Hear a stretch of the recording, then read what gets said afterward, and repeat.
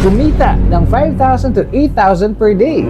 Easy money, no experience needed, walang interviews. Placement fee para ma-unlock ang next task.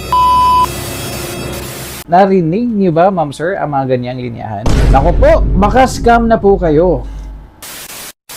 Hello po, ma'am sir. This is your friendly HR partner, Jim.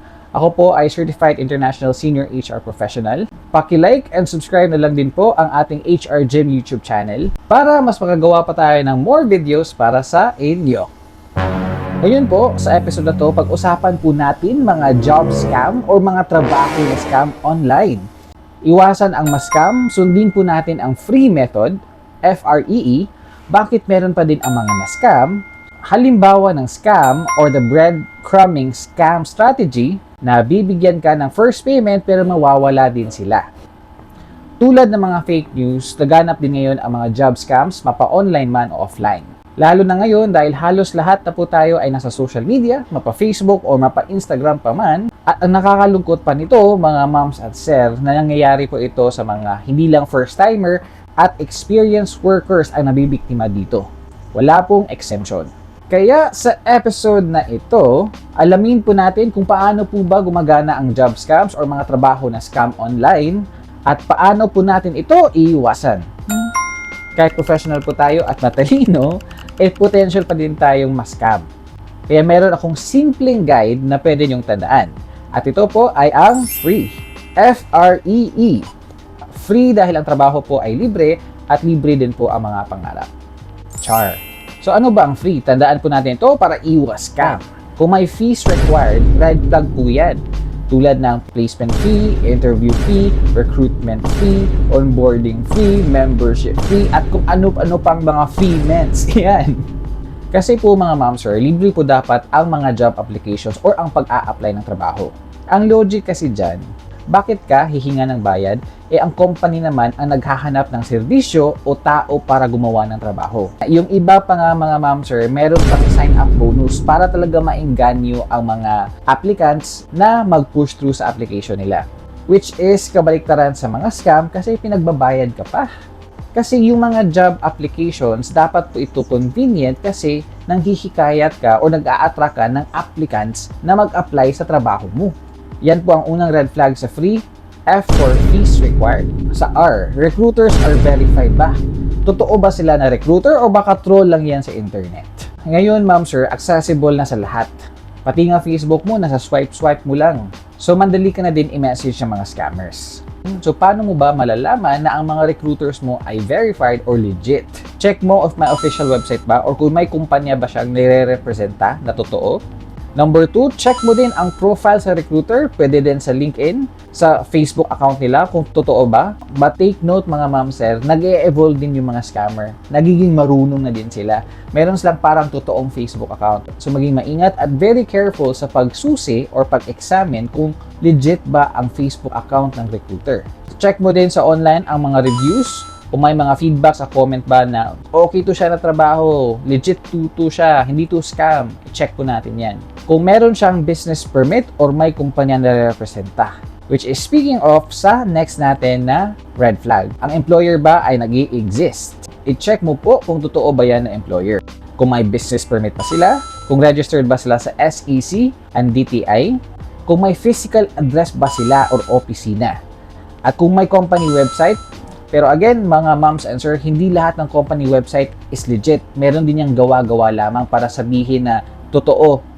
Check mo din kung may corporate email. Example is @company.com, hindi lang @google.com. At ito pa, sa mga freelancers dyan at online job, di ba trending ngayon ang mga virtual assistants or mga VAs. At yung mga ibang VAs dyan, yung mga boss nila, is offshore, meaning yung employer nila or yung partner nila na kumpanya is outside the Philippines, labas sa Pilipinas.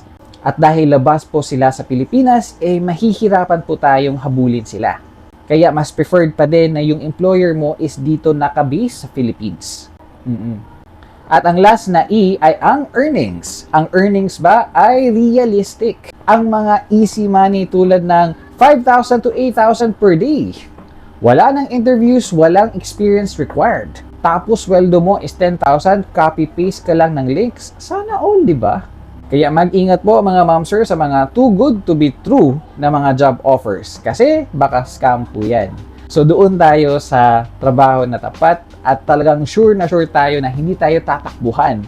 Ayan po ang free mga ma'am sir, madali lang tandaan. Kung may fees required, mga payments, red flag na po yan. R kung recruiters, kung totoo ba talaga sila at hindi mga internet trolls. Employers exist kung may physical address, naka-register sa DTI at SEC. At kung ang earnings mo ba ay realistic or baka too good to be true, baka scam na yan. Ngayon, pag-usapan natin kung bakit madami pa din ang nabibiktima sa scam. 8080 ba sila? Madali lang ba sa maniwala? Weak ba sila? Huwag po tayo mag-isip ng mga ganyan mga ma'am and sir kasi yung mga scammer po natin is nag-i-evolve din at nagiging mas marunong at gumagamit sila ng mga psychological na mga tactics para talaga makuha nila ang matamis mong oo. Ang scammers po ay gumagamit ng emotional manipulation. Minamanipula nila ang needs mo or ang mga frustration mo kung bakit kailangan ka ng pera. Yung may mga desperation at urgency, yung mga breadwinners, yung mga matindi talaga ang mga pangangailangan para maka-abroad o para makuha mo to, yun ang ginagamit ng mga scammers. Ang isa din ay ang pag-normalize sa social media.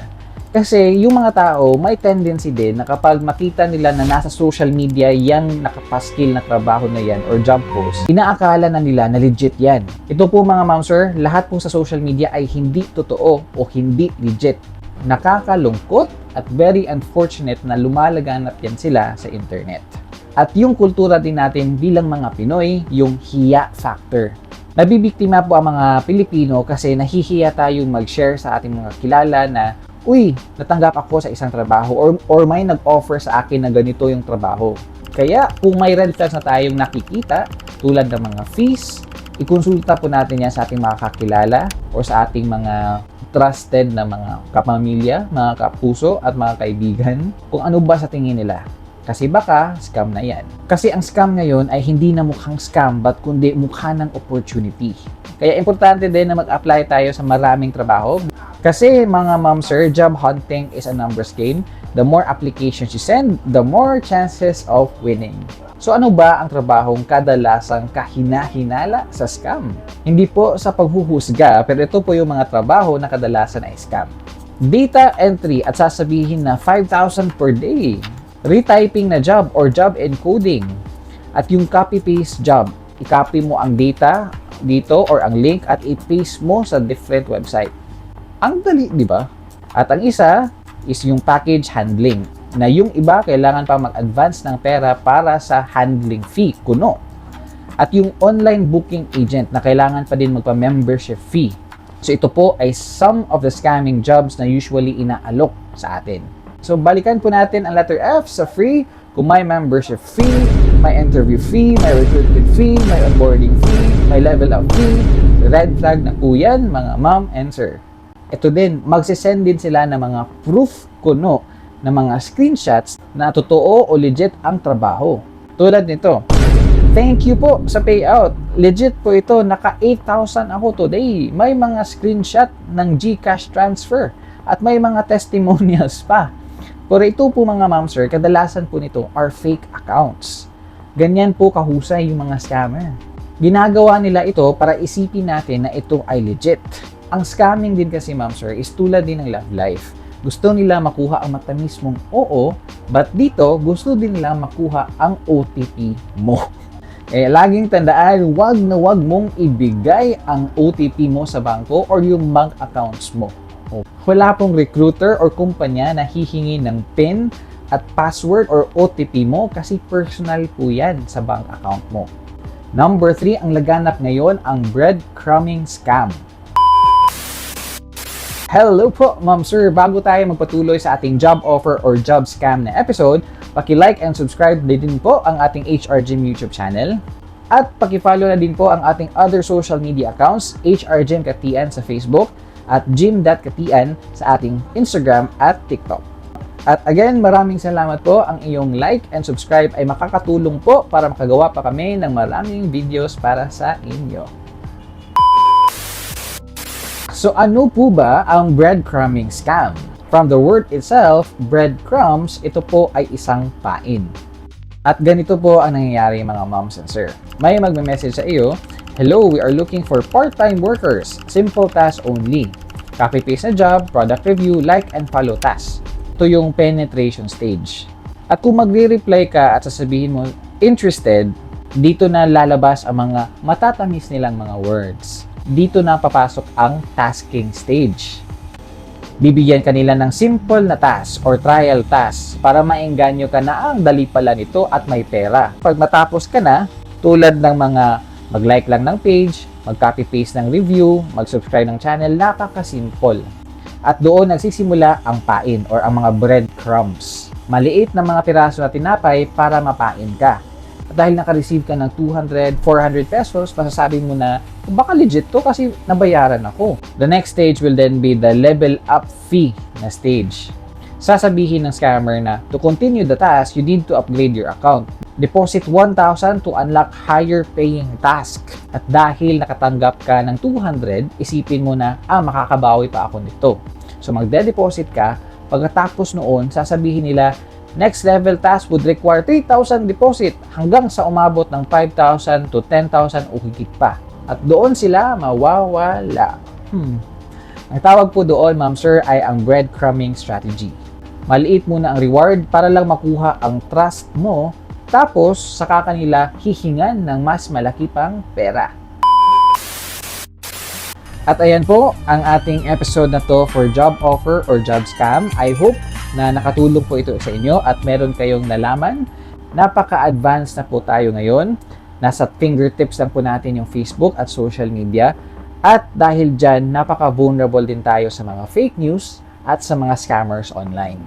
Kaya bago magtiwala, sundin again ang free, F, fees required, R, recruiters verified, E, employer exists, at E, earnings are realistic. Kapag susundin natin ito, mas mababa ang chance na tayo ay mabiktima sa mga scammers. At i-share nyo po ang video na ito sa mga kakilala nyo para maiwasan ang scam kasi the best way to fight scam is awareness at kaalaman. At kung nakatulong po ang video na ito, paki-like po ang video at paki-subscribe na din po para mas dumami pa ang videos na aming magawa. So like and subscribe HR Gym YouTube channel and paki-follow na din po ang ating other social media accounts, HR Gym sa ating Facebook at gym.tn sa ating Instagram at TikTok. So salamat po ma'am sir, and this is your friendly HR partner, Jim.